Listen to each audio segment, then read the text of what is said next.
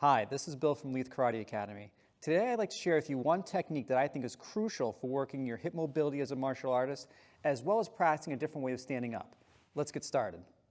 The technique we're going to work today is called the Groiner, and I'm going to break this down into three parts. The first being a static stretch, the second being a mobile dynamic stretch, and the third being an active striking standing movement that I practice in my martial art workouts.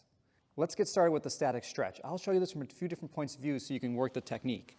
We're going to start on our hands and knees. We're going to take one knee, place it outside the elbow, not inside the elbow of our forward leg. And we're going to extend our back leg out. And we're just going to sink down a little bit in our hips, making sure we're not sticking our hips up. Keep our core tight, nice straight line from the shoulders to the feet. From this point of view, again, the knees outside the elbow.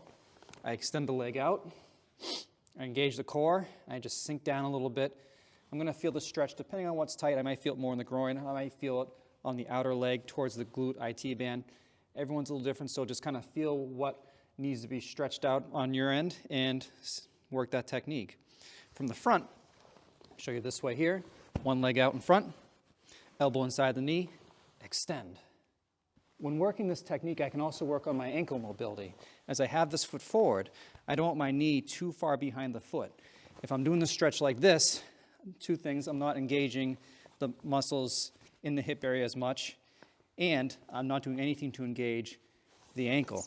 So what I want to do is I want to lean forward a little bit, push my knee this way, so I'm getting a little stretch in the Achilles ankle calf area.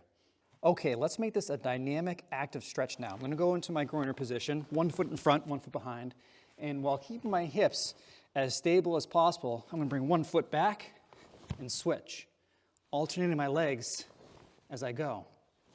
Still feeling that stretch as I move through each movement, sinking down, and again, I want to avoid not bouncing up with my hips every time I switch.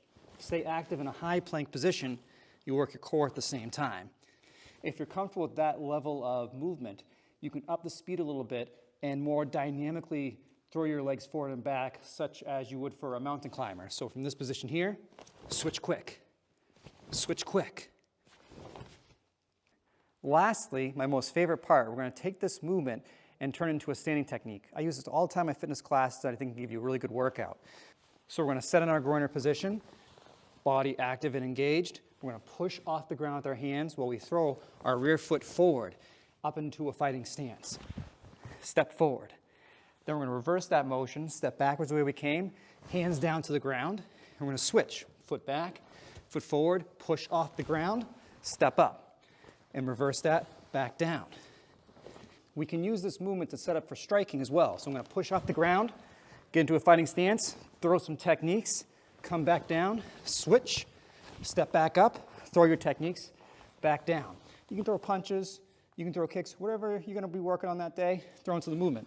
Most important thing as you're doing this technique, not to stick your hips up as you're standing up. You want to keep everything active in your regular, whatever your regular fighting stance is.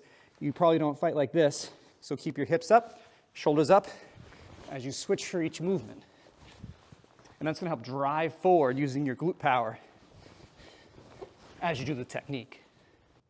Thank you for watching this video. I hope you found it helpful, and I really hope you were able to integrate the Groiner movement, whether it's the static, the dynamic, or the standing version of it, into your workout, because I think it's going to be really beneficial as a martial artist. If you did find this video beneficial, please do me a huge favor and give it a like, and leave a comment below on what your favorite bodyweight exercise is. Until next time, train hard, train smart. I'll see you soon.